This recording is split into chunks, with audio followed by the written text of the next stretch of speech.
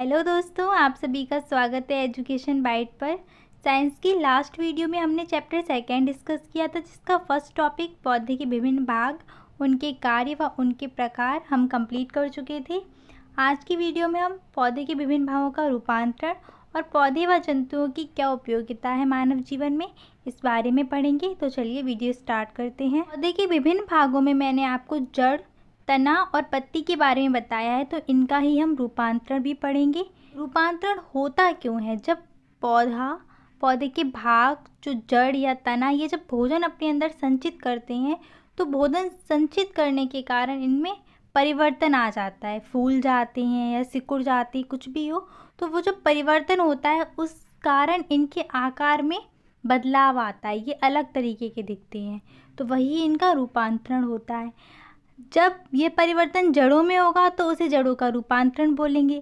जब यह परिवर्तन तने में होगा तो उसे तने का रूपांतरण बोलेंगे। तो यहाँ पे हम जड़ का रूपांतरण देख रहे हैं। फर्स्ट है हमारी शंकुरूप जड़ें। तो भोजन एकत्रित करने के कारण ये जड़ें कुछ शंकु के आकार की, यानी कि कोन के आकार की हो जाती हैं। ऊपर तो हमारी मोटी होती हैं और नीचे पतली हो जाती हैं। जैसे आपकी गाजर, ऊपर का हिस्सा इसका मोटा रहता है और नीचे जाते जाते एक पतली सी हो जाती है, तो शंकु का आकार ले लेती है। तो ये हमारी शंकुरूप जड़ों में आएगी। सेकेंड हमारी तर्करूप जड़ें, यानी कि फ्यूजिफॉर्म रूट्स। तो इन रूट्स में क्या होता है, आपकी ये ऊपर भी पतली होंगी और आपके नीचे भी पतली होंगी, बीच में ये मोटी होती हैं। ऊपर नीचे पतली होंगी और बीच में आपकी मोटी होती हैं। ऐसी जड़ें आपकी तर्करूप जड़ें कहलाती हैं। जैसे आपका मूली आपकी ऐसी होती है, ऊपर पतली होगी, नीचे पतली होगी और बीच में आपकी चौड़ी होती है। नेक्स्ट है हमारा कुंभी रूप जड़ें।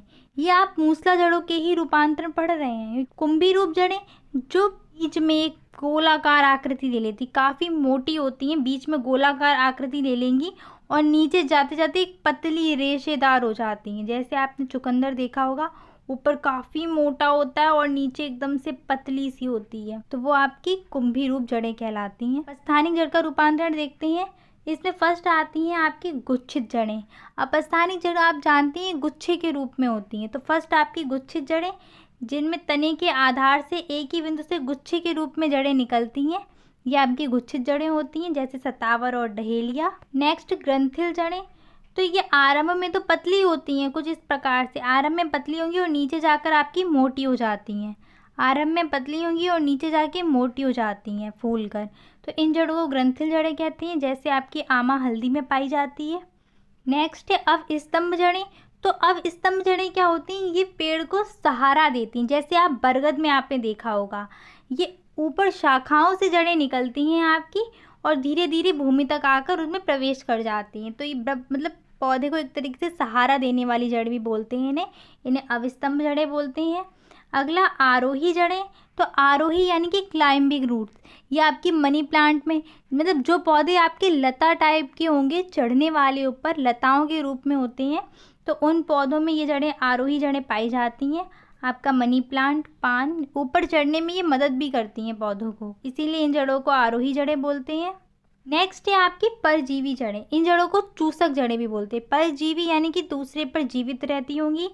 परजीवी तो आपकी चूसक जड़ें बोली जाती हैं, दूसरे पौधों से ये भोजन प्राप्त करती हैं, इसी कारण चूसक जड़ें बोलते हैं। जैसे आपकी अमरवेल, ये आपकी मोस्ट इम्पॉर्टेंट है।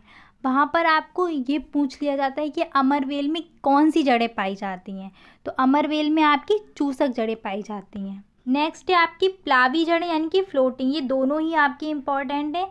प्लावी जड़ें क्या होती हैं, जो आपके पौधे जल में तैरते हैं, उन पौधों में जो जड़ें होती हैं वो आपकी प्लावी जड़ें होती हैं। जैसे सिंगाड़ा, ये जड़ें बहुत हल्की, मुलायम और स्पंजी होती हैं। पर्णमूल, पर्ण आपका पर्ण यानी कि पौधे की पत्ती से लग रहा है और जो पत्तियों से जड़ें निकल आती हैं उन्हें पर्णमूल जड़ें कहते हैं।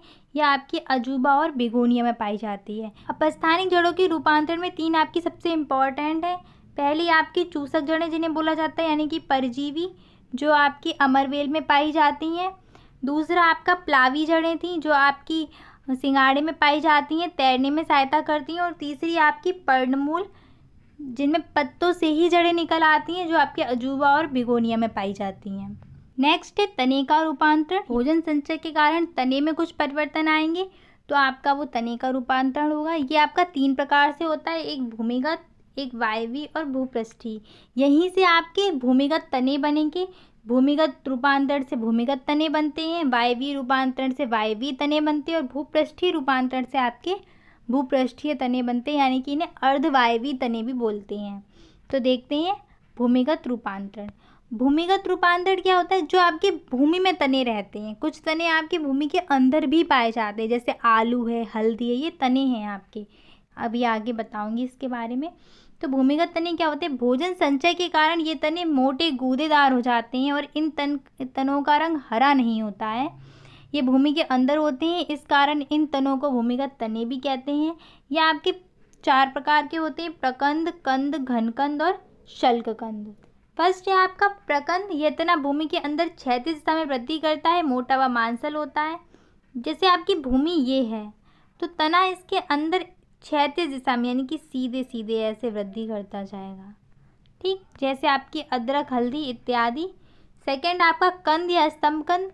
ये पौधे की लंबी लंबी भूमिगत शाखाओं के अंतर अंतिम सिरे से फूलने से बनते हैं। तो जैसे ये पौधा है, इसकी जो शाखाएं अंदर जा रही हैं, तने ये भूमि के अंदर, तो यहाँ पर जी एंड पे अंतिम सिरे पे आपके वृद्धि करने से बनेंगे। जैसे आपका आलू बनता है, ये आपका कंद का उदाहरण है। आलू आपका कंद का है और अदरक और हल्दी आपकी प्रकंद की उदाहरण है।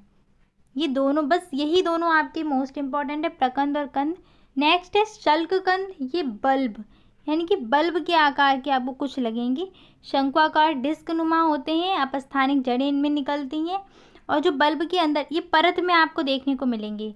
तो बल्ब के अंदर की जो परत होगी, जैसे आपका प्याज आपने देखा होगा, बाहर की परत तो इसकी सूखी सूखी रहती है, लेकिन अंदर की परत आपको थोड़ी गुदगुदी सी यानी कि मोटी सी, हल्की सी मोटी दिखती है।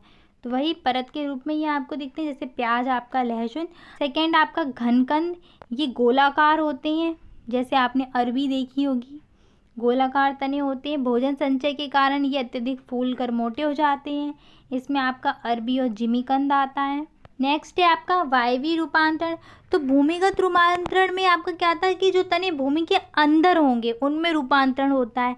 वायवीय तने, जो तने आपके वायु में रहेंगे यानी कि भूमि के बाहर वाले तने, तो बस वायु में जीवन निर्वाह करने वाले तनों को वायवीय तने कहते हैं और इन तनों में जो रूपांतरण होता है आपका, वो आपका वायवीय रूपांतरण कहलाता है। वायवीय तनों में आपका रूपांतरण 4 प्रकार से होता है। फर्स्ट आपका स्तंभ प्रतान, सेकेंड आपका स्तंभ कंटक, थर्ड आपका पर्णाभ स्तंभ और फोर्थ आपका पत्र प्रकलिका। तो स्तंभ प्रतान में क्या होता है कि पतली तार जैसी एक संरचना पाई जाती है, जो पत्ती नहीं होगी आपकी, कुछ ऐंठी हुई रहती है आपकी, तो यही आपका स्तंभ प्रतान कहलाता है। ये किसी चीज़ पर या कोई वस्तु है या कोई पास में पौधा है तो उससे चिपक कर अपने वाले पौधे को आगे बढ़ने में सहायता करता है, यानी कि बेल को आगे बढ़ने में सहायता करेगा। अंगूर में आपने देखी हुई कुछ इस तरीके से ऐंठी हुई तार जैसी संरचना पाई जाती है, तो यही आपकी स्तंभ प्रतान है। सेकेंड आपका स्तंभ कंटक। तो ऐसे तने जो आपके मजबूत, सीधे और नुकीले होते हैं स्तंभ कंटक कहलाते हैं। ये पौधों की रक्षा करते हैं। ये आपके जैसे नींबू, अनार, करोंदा, गुलाब इत्यादि में पाए जाते हैं। पर्णाभ स्तंभ, ऐसा तना जो मांसल, चपटा व हरा होता है और सेम आपका पत्तियों की तरह कार्य करता है। प्रकाश संश्लेषण की क्रिया भी करेगा पत्तियों की तरह और आपका भोजन भी पत्तियों की तरह ही बनाता है, जैसे आपका नागफनी और रसकस। अगर इसमें इम्पोर्टेंट की बात करें तो इम्पोर्टेंट आपका पर्णाभ स्तंभ और स्तंभ कंटक दोनों हैं। नेक्स्ट है पत्र प्रकलिका। तो यह एक विशेष प्रकार की बहुकोश की संरचना होती है और ये जो बनती है ये आपकी किसी कली के रूपांतरण से बनती है, जैसे आपका रतालू और जिमीकंद। भूपृष्ठीय रूपांतरण, तो ऐसे रूपांतरण जिसमें तने भूमि की सतह पर या कुछ तने अंदर दबे रहते हैं वो आपके अर्धवायवीय तने कहलाते हैं और इनका रूपांतरण ये आपका भूपृष्ठीय रूपांतरण कहलाता है। यह आपका 4 प्रकार से होता है। पहला ऊपरी भूस्तरीय, दूसरा अंतः भूस्तरीय, तीसरा भूस्तरीय और आपका भूस्तरिका। तो फर्स्ट है आपका ऊपरी भूस्तरीय। तो इसमें क्या होता है कि जो तना होता है बहुत पतला, कोमल एवं सीधी शाखा में होता है, पृथ्वी के समानांतर आगे बढ़ता है। जैसे पृथ्वी ये है आपकी और इसके समानांतर सीधे सीधे आपका आगे बढ़ेगा, जैसे आपकी दूब घास और खट्टी बूटी, इसमें आपका ऊपरी भूस्तरीय रूपांतरण होता है। नेक्स्ट है आपका अंतः भूस्तरीय। तो इसमें भी आपका तना पतला होता है, भूमि की सतह के नीचे बैठता है, भूमि की सतह के नीचे होगा और उचित वातावरण मिलने पर ये इसमें से कलियां निकल आती हैं, शाखाएं निकल आती हैं, जैसे आपने गुलाब में देखा होगा। भूमि के अंदर होता है आपका, लेकिन जब इसे वातावरण एक अच्छा मिलेगा तो यहीं से आपकी शाखा निकल आएगी, तो वो आपका अंतः भूस्थारी कहलाता है। थर्ड है आपका भूस्थारी, तो ये भूमि के समानांतर मिट्टी में चलते हैं। जो आपका ऊपरी भूस्थारी था वो क्या करते थे, वो मिट्टी के ऊपर चलते थे, और ये मिट्टी के नीचे आपके चलते हैं। तो ये मिट्टी के समानांतर भूमि के नीचे चलते हैं, जैसे आपका आलू, अरबी, चमेली इत्यादि। और तो आपका भूस्थारी का ये भूस्थारी, ये इन्हीं तनों की भांति होते हैं, लेकिन अंतर ये होता है कि इनका तना अत्यधिक मोटा होता है थोड़ा, और गांठों पर पत्तियों का समूह होता है। जहाँ आपको पता ही है जो आपका तना होता है वहाँ उसमें गांठें पाई जाती कहीं कहीं पर, तो गांठों पर इसमें क्या होता है, पत्तियों का एक समूह पाया जाता है। नेक्स्ट है पत्तियों का रूपांतर। तो पत्तियों के रूपांतर में वही पत्तियों के आकार में जो बदलाव होगा आपका, वही पत्तियों का रूपांतरण कहलाता है। तो फर्स्ट है पर्ण प्रतान। जैसे आपका स्तंभ प्रतान था उसमें घूमी हुई संरचना थी, वैसे आपकी पर्ण प्रतान पत्ती में घूमी हुई संरचना एक पाई जाती है। ये क्या है, पौधे को आरोहण में कार्य करती है। कुछ इस तरीके से आपकी पत्ती अंतिम सिरे पे जाके मुड़ जाती है, तो वो आपका पर्ण प्रतान कहलाता है। कुंडली का रूप बन जाता है, या इसे एक ऐंठी हुई संरचना भी बोल सकते हैं। तो ये आपकी मटर, चोपचीनी इन पौधों में पाई जाती है। सेकेंड है आपका पर्ण अंकुश। तो इसमें क्या होता है, आपके हुक टाइप की संरचना आ जाती है। ये कड़े तीखे घुमावदार होते हैं और लता को चढ़ने में सहारा देते हैं। कुछ इस तरीके से आपको ये दिख रहा होगा, यही आपका है, एक हुक जैसी संरचना हो जाती है इसमें, कुछ ऐसे ऐसे करके, तो ये पौधे को चढ़ने में सहारा देते हैं। पर्णशूल, तो पत्तियों की कोरें तीखी और नुकीली होती हैं, इनसे कई फायदे होते हैं। वाष्पोत्सर्जन की क्रिया थोड़ी धीमे होती है, तो ये आपकी नागफनी में पाई जाती हैं। और फोर्थ है आपका घट। ये पत्तियां कलशनुमा घड़े में परिवर्तित हो जाती हैं, जिससे मैंने आपको कीट भक्षी पौधों में बताया था घटपर्णी के बारे में। तो उसमें क्या होता है, कुछ इस तरीके से पौधा होता है, पत्तियां ही घड़े का रूप ले लेती हैं, जैसे आपका पिचर प्लांट। पिचर प्लांट, नेपेंथीस, घटपर्णी, तीनों एक ही हैं आपके नाम, ये आप ध्यान रखिए। और ये आपका कीट भक्षी पौधों के उसमें बहुत इंपॉर्टेंट है। सबसे मोस्ट इम्पॉर्टेंट क्वेश्चन, कभी कभी क्या होता है, ये पूछ लिया जाता है कि पौधे का कौन सा भाग हम खाने में यूज़ करते हैं। जैसे आपको मूली दे दी गई, तो मूली जो हम खाते हैं ये पौधे का कौन सा भाग है, जड़ है या तना है या पत्ती है। जो आपके जड़ के रूप में खाए जाते हैं भाग, वो आपका मूली, गाजर, चुकंदर, शलजम ये हैं। और जो आपके तने के रूप में भाग खाए जाते हैं वो आपका आलू, अदरक, प्याज, हल्दी और अरबी है। नेक्स्ट देखते हैं पौधे व जंतुओं की उपयोगिता। फर्स्ट है हमारा पौधों की उपयोगिता। मैंने यहाँ पर शॉर्ट में पॉइंट दिए हैं, आशा करती हूँ इनके अंदर आप स्वयं अपनी भाषा में लिख सकते हैं, फिर भी थोड़ा थोड़ा समझा देती हूँ। तो भोजन, पौधों से हमें भोजन प्राप्त होता है, सब्जियाँ, तेल, मसाले, अनाज, दालें सब हमें पौधों से भोजन के रूप में ही मिलती हैं। उत्तेजक पदार्थ, कुछ पदार्थ पीने के काम आते हैं जो उत्तेजना उत्पन्न करते हैं शरीर में, जैसे आपका चाय, कॉफ़ी, ये उत्तेजक पदार्थ हैं। नेक्स्ट है आपका ईंधन, तो पौधों से ही ईंधन के लिए हमें लकड़ियाँ प्राप्त होती हैं। नेक्स्ट है वस्त्र, तो पौधों से ही वस्त्र बनाने के लिए आपका कपास, पटसन, जूट इत्यादि सब प्राप्त होता है।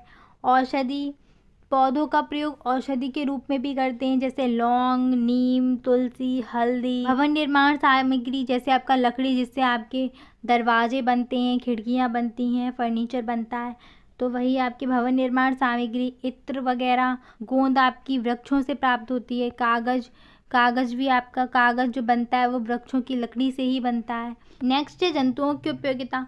तो जंतुओं की उपयोगिता का फर्स्ट पॉइंट है भोजन।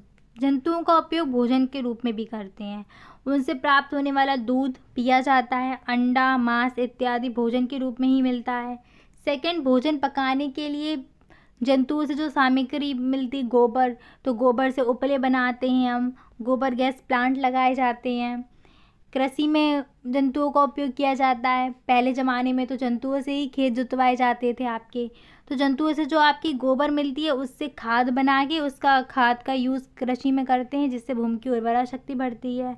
फोर्थ आपका आभूषण, कई प्रकार के आपके आभूषण जानवरों से बनाए जाते हैं, जैसे हाथी के दांत से आभूषण बनते हैं आपके, उनकी हड्डियों व दांतों से आपके आभूषण प्राप्त किए जाते हैं। ऐसे ही आपके रेशम कीट पालन, जिससे आपकी रेशम बनती है। शहद आपको जंतुओं से ही मिलता है, मधुमक्खी से शहद, भेड़ की खाल से वस्त्र इत्यादि सब प्राप्त होते हैं। तो इसके अंदर थ्योरी आप अपनी भाषा में लिख सकते हैं। अगर आपको आज की वीडियो में कोई समस्या हो या आपका कोई प्रश्न हो तो आप कमेंट सेक्शन में पूछ सकते हैं। नेक्स्ट वीडियो में हम अगला चैप्टर डिस्कस करेंगे आपका। Thanks for watching and please subscribe my channel.